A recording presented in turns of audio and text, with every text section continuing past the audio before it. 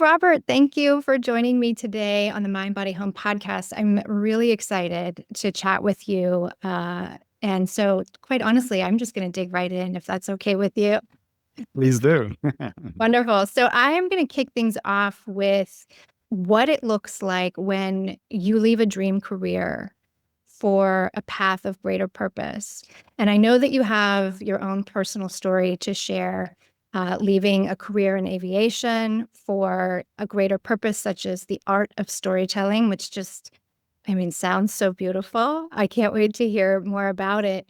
Um, I'm going to say that 90% of the audience or clients that come to me for guidance or coaching, most of them have a desire to shift careers. And I think, we're seeing this in the mainstream too. So many people are leaving career paths for something more creative, something that lights them up a little bit more. And I believe because this was true for me, and I didn't realize this until looking back, obviously, that my desire for more creativity in my career was sort of the catalyst to my own inner journey, my spiritual journey, I'll call it. I'm just going to put it out there. And for others, it might be having children, it might be a health scare, it might be getting a divorce. But no matter what that initial catalyst is, the inner journey towards deeper meaning and purpose, that's what you're truly being called to, because it's not out there. It's not in the career. It's not in the job. It's not in the romantic partnership, right? Um, it's already there within, waiting to be discovered. And I know you appreciate that sentiment. So I'm going to let you sort of interject here and tell us a little bit about your own journey. Gosh, where to start? So many nuggets there that are so true, especially the one of, I quit a career to be an entrepreneur and try and figure that out. And it thrust me in a deep internal journey, an inner journey of growth to a degree that I couldn't have imagined in any other circumstance. And it's been a wild journey as a result of it. But I grew up with two dreams as a kid, or two passions, I should say. One was aviation. My grandfather was in the Royal Air Force, and so I heard stories of him growing up. And the second was being creative. And I was incredibly creative as a kid. All of these passions and creating worlds and stories with Lego or art or any of the good stuff. And over the course of my teenage years, it started to dissipate. It just started to disappear for a multitude of reasons, which I'm learning and actually healing through now. But I took the more sensible step coming out of school and went and chose the career in aviation. Went through my whole training, and 1 month into getting into the right-hand seat of the Airbus, like my dream, absolutely my dream. Coming back from Spain, I was based in Italy. The sun was setting. I was eating my dinner. The shadow of the earth was rising ahead, beautiful. And this voice said to me from somewhere, "This isn't it." 1 month into taking such a leap. And it was very clear. And it took me about 6 or 7 years to actually leave aviation. And my mother was the one that supported me in actually taking that first step into aviation. And she was the first person to support me when I told her that I was thinking of leaving aviation. And she's like, "Do it. Absolutely. Go follow whatever this passion is." And I think I had a lot of the captains that I flew with question me as to like, "What are you doing?" But I knew that there was this calling, like this inner purpose that wasn't being served when I just closed the flight deck door and I just pressed some buttons for a day and then I went home and then the next day I just did it again. And at the time I didn't know what that calling was. And over the, kept turning a little bit back into creativity, I came across storytelling and film. I was always interested in photography and just fell in love with the concept of telling someone's story. And what I've learned over the course of this journey is that at the very beginning, the stories were okay. But as I've gone on my own journey and I've healed more and I've been able to create more capacity in my life for myself and my growth, in turn, I'm able to hold space better for others to tell the story deeper and in a more authentic way. And I've just watched this beautiful journey of just like this inner healing that has gotten me to the place now where we can tell the stories that we do. I totally appreciate everything you're saying, and I can totally relate to that.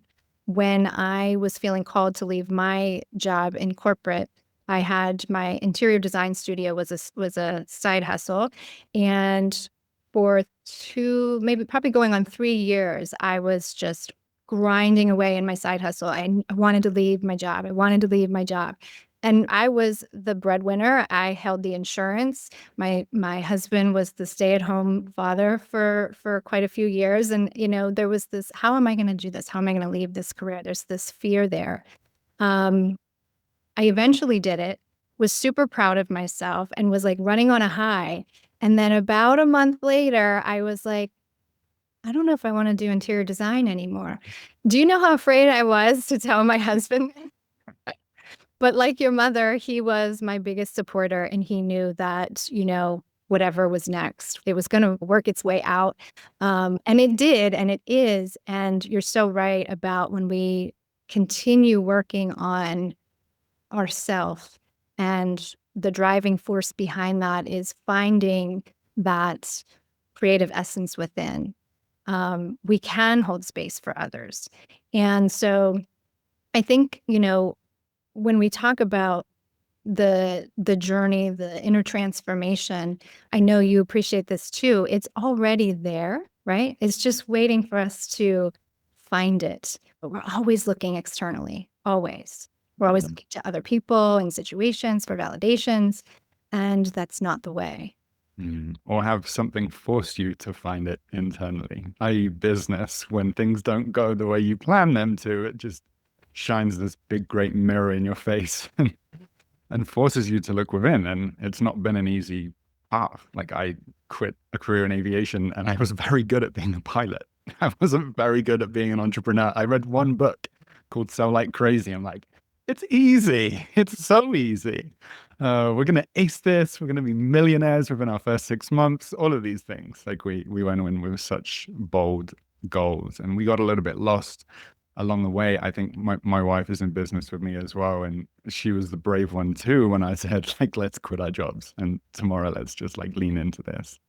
But it's been a journey of, okay, getting lost in almost like other people's energies, in them asking, like, do you do these services, do you do these things, and kind of like drifting with it. But it keeps coming back. It's almost like cyclical. Probably like every year at the same time, it comes back to be there, like, but are you creating? Are you creating from the heart? What are you bringing here? Are you serving a greater purpose?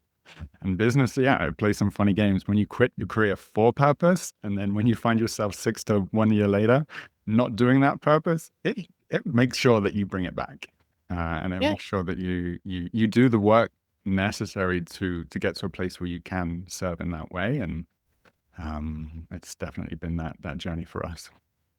Yeah. I think that that's the word purpose. Everybody wants to find their purpose. And, for me, eh, as a coach, I think my personal experience with healing, uncovering my truth, that has allowed me to sort of find this like well within. I don't know if you feel the same way, but it's almost like I've tapped into something that I've never really experienced before. And it reveals itself in different ways. It might be confidence. It might be creativity. It might, like right now, my writing is just like, it's just pouring out of me. And, I feel like I'm moving through my business in so many easeful ways, you know what I mean? Where before it just felt so like I was just flying by the seat of my pants, and I didn't know what I was doing, and I'm asking this person for advice, and I need this coach now, and but when I think we can align our deeper truths with our purpose in career or whatever passionate pursuits we have, you do tap into something that is unimaginable to some people. You'll get responses like, "How are you doing all that?" Or, and even me, I'll ask myself, "How am I doing all of this?" Mm. But there's like no sense of burnout. There's no sense of stress. It's just easy. And for once, I feel like I've tapped into the flow, you know? So I'm curious if you share that now that you're doing your work with impact, Mhm. you're finding that to be true as well. I I I love that. Part of me is like, teach me how.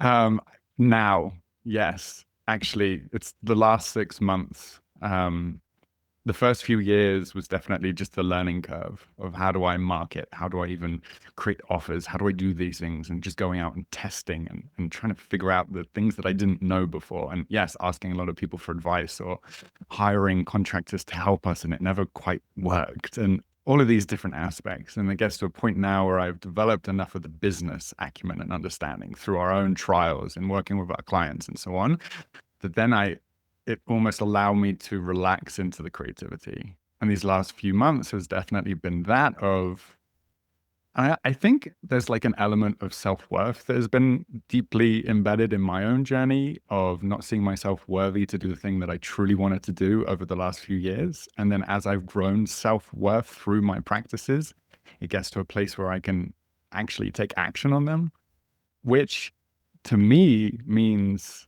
not burning out, not hustling, not pushing myself, actually taking a step back. And when I have in the last few months, oh, it's so easy. I know the next steps. Like, I don't need the consultant to tell me what's next because I just like, I know because I took like at least a day just to listen. Mm. Whereas in the past, it was so easy to get sucked up in that. Like, I have to move forward. I have to keep improving and changing. And now, and it worked. Like, don't get me wrong, like it's worked for its own benefit. But now it's more like, how do we just step in from a creative, providing different energy, and yeah, it's definitely been a worth journey of not seeing myself of even worthy enough to have that kind of lifestyle until this moment where I just went, yes, you are, and you can, and it's possible, Yes, and things magically change when that happens. it is. And self-worth is such a big, ginormous like energy that I think everybody listening can feel that about something in their life where they just never felt worthy enough to go for it in whatever it is. Um, I'd like to segue just a little bit into Impact, which is your company that you run with your wife, Lila. And you create cinematic storytelling for brands, wellness brands. And you say that character driven stories connect better than normal content. Mm, It's very juicy, and I want to hear your take on this. You could explain more. for sure. So character driven is a term that I didn't conceptualize, but it came through the other day, merely just like 2 weeks ago, in how to describe that which we do. And I don't know how I couldn't see it for the last few years because it's just what we do. But there's storytelling is such a buzzword. It's You're on LinkedIn, everyone seems to be a storyteller. You go on any platform, they say brand storytelling is it. You need to do it. Everyone needs to do storytelling. It's super powerful, but not many people really fully get it or fully comprehend it. And to me, that just states like better marketing, you know, do better branding. Whereas our perspective of it is a story as we know it through film or through books is a character asking a question and going on a journey to subsequently answer that question. Any good book has that very basic arc. And it's the arc that we get sucked into. It's the character's pursuit of something that we get sucked into. It's their overcoming of the conflict in their life and the desire that subsequently came from it that we get sucked into. It's called narrative transportation. And so when we can leverage such a tool, we are, in a sense, able to ethically persuade anyone who's watching it. We're able to craft narratives that are real, that are true, that is someone's true story. Because we all have these moments in our life of conflict, of things that we need to overcome, of things that were great, some things were bad. And that's what makes life juicy in a sense, to use your word. That's what we're all here for. We listen to podcasts because we love to hear other people's stories of overcoming and how they did it. And so to us, there's so much noise out there. There's so much noise and content. There's so many ads. There's so many people trying to get your attention and doing whatever it takes to do so. There are so many wild offers out there of we'll do X, Y, and Z in a short amount of time. And if you don't get it, we don't get paid. Like all of this, it's just a lot of content and a lot of noise. And we're all hyperstimulated in some way. Our nervous systems all need just like a little bit of a relaxing moment. And storytelling to us is that it's not noisy. It's not throwing something in your face. It's showing someone's reality and their truth, and then letting you, the viewer, decide whether you agree with it or whether you come along with it. And so for us, we genuinely believe that there's truly like a well-told story has the power to change the world. You can only look at history. I haven't read the Bible, but the Bible is a great example of that. It is a story and it has captivated millions. And so if within your brand you start tapping into storytelling, you start tapping into this authentic nature that is true to you, that isn't this facade, that isn't this, oh, I have to be a certain way for my brand. It's just me. It's beautiful because I think that, again, looking out externally when you don't have that quiet inner strength, when you're not listening from within and you're constantly looking outward, you're not exuding that confidence, you're not sure if you're doing anything right. And it is overwhelming. We are overstimulated. We are overwhelmed. There's so much out there that we could be grasping at. And taking that pause, I think for me was huge after I sort of determined I wasn't sure if I wanted to pursue interior design anymore, which I am in some capacity, but it has really evolved into a completely different but similar pathway for me. Um, Shortly after, we picked up and moved out of state. And I was very grateful that it was due to my husband's work and he could support us. And I was given the gift of like 11 months of just sit and figure it out. There was a little bit of stress because I had always worked, 2 jobs since I was 16. I was just that kind of personality. I love working. I mean, I even said to my husband last night, like, I love what I'm working on right now. Like, if I didn't have to be a mom and a wife, like, I would be working all day, which sounds so ridiculous and like kind of like cringy. But at the same time, like, I'm really like in a place with my business that it's that kind of excitement. Um, but I was given that gift of having some quiet space to just listen and go within, and I shut out social media, I got off certain platforms, and so I really encourage people to do that, whether you're in a business or not, like, you're just, wanting to improve your life and figure it out. Whatever it is, because so many of us we're looking for a coach or someone to tell us what. But one of the things I like to do with clients is really teach them about their own intuitive guidance, because that becomes your best friend, that becomes your guiding light, and you don't need all of the other stuff that's out there. So I love that. I also love how you say that storytelling is a brand's greatest differentiator. It's the one thing that your competitors can't copy. And I love hearing that because it lands just so deeply, right? Um, it's really impactful because, like, as you said, we live in a content created world. It's almost like we lose a little bit of ourselves and the reality that's around us. We're always comparing ourselves, and we all know that's probably not very healthy. But I think we've all done that to a degree, and there's certainly no shame there either. But again, it's because we don't trust what we're doing, right? We Mm, don't trust ourselves. I think that self-confidence stems from self-trust. Um, so I know that this can be rectified again by honoring that intuitive self more, becoming our own inner guru. Tell me more about how um, your own story sets you apart in an authentic way. mm. Great question. I think what I enjoy about my story and how it lands with people, and I oftentimes tell it in my initial prospect calls with potential clients, and I just see their eyes go like, "Whoa, really?"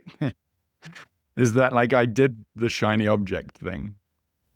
I did the thing that got me stripes on my shoulder and got me to wear the uniform and made me feel good and walk through the terminal with my crew and my bag, catch me if you can style. Like I did that, and I figured it out. Figured out it wasn't it. Um, I've been a long-term follower of like Russell Brand for a while, and he went through the fame, and like his big thing is like I did it. Like I did the glitz and glam. It's not all of that. And I resonate with that. It's like I was attracted to the status and the perception of others and turned it into a career and then figured out, no, that wasn't particularly healthy. Surely there's something more. Surely there's something more to this life than what I'm doing. And yeah, it made it sound like I just took the leap. It took time. Like it took a bit of time. And even in the first few years of business, just like, what is going on? But um, I, if I was to look back, that like grit and determination, like I love working too. I've gotten to a place where I really enjoy creating things within the business and creating our own reality and creating something that wasn't there before. And so when I tell that story to our clients, it's like, oh, wow. Like, yes, you didn't just go and study film production. You didn't just go to film school or take that traditional path, whatever it may be. It's like you have some life experience that now you're bringing into this. And what I love when we work with potential prospects or clients is uncovering that uniqueness within them. Like, what is it about your past life, past lives? We don't need to get into that, but this lifetime that that makes you unique. Like, what is that unique flavor? Let's take design. Every interior designer looks and sounds the same. But what is it that you bring in that no one else does? And why? Where did that come from? For me, aviation has been a big part of my story because I bring in that systems and SOP thinking, very methodical, procedural, and so on. And so that influences our storytelling. But my healing journey also influences our storytelling. And so that lights me up to be able to almost uncover that for someone and be like, wow, that's a part of me that I like almost forgot. But thank you. That is what drives me. And thank you for giving me permission to step into that. And because I've been on that journey, it allows me almost like a coach consultant to shine the light for someone else to step into it or to realize that within themselves. Beautiful. I love the way you stated it because it's so true. When we want something, we're sort of like, okay, want it, got it, on to the next. And we sort of forget to remember what we went through to get there, and I really try to be intentional when, I create a new service or a product and I book that first client to really like timestamp that in my head and really witness myself and cheer myself on because I think that we tend to forget to do that. It's just like, okay, next, you had mentioned before we started recording the law of attraction, immediately I thought of Abraham Hicks and she's like, what does she say? There's things to keep you wanting for the next 40 lifetimes. Like you're never going to like not want to keep stepping into something new, but we forget how fearful we are right before that. And then when it happens, we also forget to just, give ourselves a pat on the back. Right. And so I love that you're doing that for your clients because yeah, they do. You forget all that you've been through and all that you strived for. And here it is. Yeah. And it's so, especially in America, I think it's very fast paced. Coming from like the UK and living in Italy as well, where it was like you could call a friend up and say, "Hey, do you want to get like aperitivo tonight?" and just like catch up. In America, it's like, "Do you have time 4 weeks ahead to maybe have a 30-minute call at like 11:30 in the morning when no one really is connecting at that time other than for prospecting calls?" And so it's like there's just this sort of fast-paced grind, and we need that slowness. We need that opportunity to reflect and be like, wow, like it's pretty cool this journey. And like, oh wow, that milestone just happened. Nice. Without like rushing into the next step. Yeah. That's beautiful and kind of embarrassing as Americans. It's so true. I mean, even just really close friends, it's like, hey, do you have time in the next 2 weeks? Can we put something on the calendar? Like we sound like so robotic. Yeah. But no, you're right. We need to just calm down, create some space in our lives for each other and ourselves, Mm. especially. Uh, So tell me a little bit more about impact. I know that you appreciate working with wellness brands, interior designers. I'm curious what led you into that pathway with those industries. it's what we began with in Italy. And then I found a way to creatively sabotage it time and time again.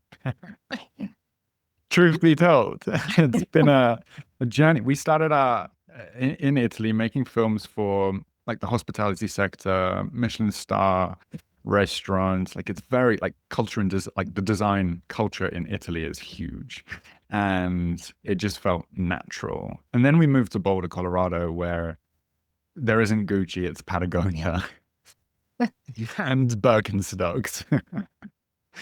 And we got sucked up in, yeah, just exploring the breadth of who we could work with. And we ended up in sustainability and clean tech and working with companies we didn't really want to work with, honestly, where there wasn't too much heart and soul.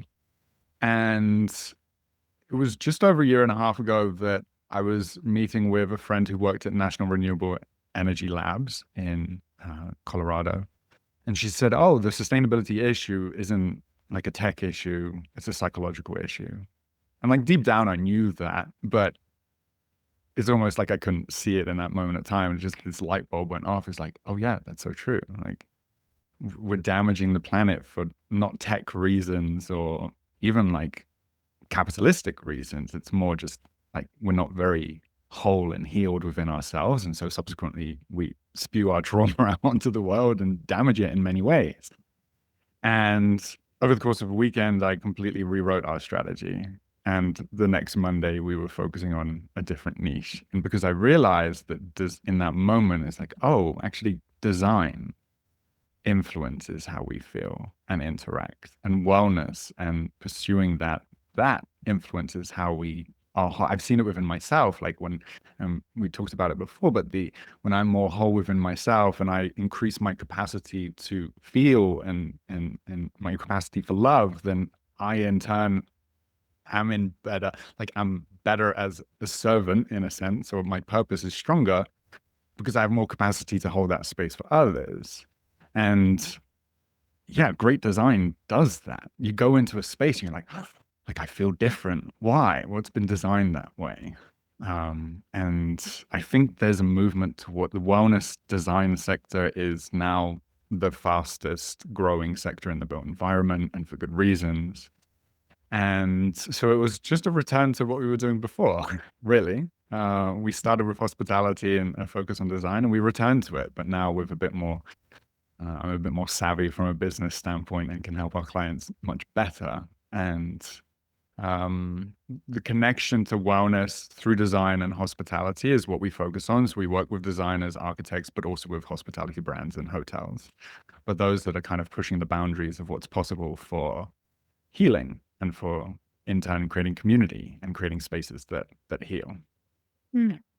Well, you've touched a soft spot for me there, and you're so right. I see a lot of just everyday people wanting more of a design enhanced home that isn't just a Pinterest board. I use that reference a lot, not to, dog Pinterest because it's a great tool. But again, it's that external desire for something that we don't have. And that's really what I try to do with Mind Body Home is just encourage people to see their environment. That has a very strong impact on your well-being, your holistic view of the world.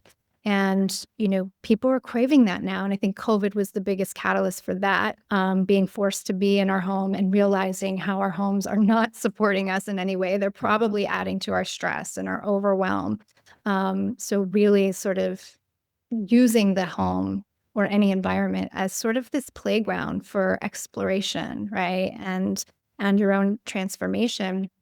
A lot of interior designers are shifting themselves, not just to fill the need of an industry, but also for themselves. And that's very true for me. It's the reason why I started moving away from doing design in the traditional sense. I really wanted people to see how the mind and the physical body and the physical environment really all intersect to give you this more holistic view of your life and align you more with your inner spirit. That's really the framework that I'm trying to lead by now. And I think people are getting it. People are getting that their spaces have like the physical body feels. Mhm. If you can find that in a space as well. Mm. Yeah, we'll see how I call it Toy Town in America when you drive past these new development lots where it's just like three styles of homes just built right next to each other, 2 meters apart. Like, and I'm curious whether over the course of time that may change and shift as well in terms of how we even build communities in the States. But it starts with the home, and I feel that there's an unfortunate like lack mentality in the design sector with architects and designers of, oh, maybe like the scarcity of there isn't too much out there. And so what we've seen is so many designers and architects, they kind of just like mold into what their client at that moment of time wants versus saying, again, like the story, like these are my values. This is how I see the world changing. This is how I see even me being able to impact in my own small way and subsequently market myself out there so that I attract the right clients. I'm not shaped by the clients that are just coming to me that I have to say yes to. And it's this interesting dynamic that if you look at any other industry, majority of companies are like, this is us, this is what we're going to do. Whereas in the design sector, it's like, hey, I do design, you want to come and you kind of tell me what you want. And if we can just change that slightly to being able to have a vision and being able to take it out there into the world, that's when, designers and architects and such, they can start to educate their clients on why it is important, and really change the status quo in that way. Love that. Robert, I want to ask you before we wrap up, if you were to share with our audience, if the audience was a prospect or a client, how would you speak to them? How would you ask them to draw their own inner story out of themselves in a way that impacts their own life and the lives of others? Higher impact. We'll help draw it out for you. How we navigate doing that for our clients comes through conversation and essentially creating a space for what would be inner reflection, but it's outer because we're asking the questions and guiding them through that process. And for me in my own personal journey, it's just been that inner reflection. Genuinely, my biggest insights come from meditation. My biggest insights come from sitting still, and I can call myself out when I sit still of all the things that I'm not doing or the path that I'm not taking or the purpose that I am hiding away from. And so it isn't, business related.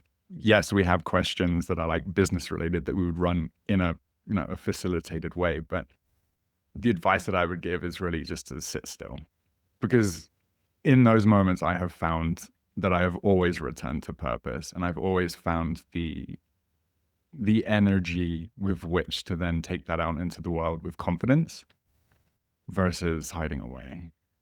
And I don't feel that we do it enough. I don't feel that we sit still enough. And it's that intuitive guidance that you mentioned at the beginning. Like, we all have it, but we've just all lost it. Like, we've all lost that connection to it.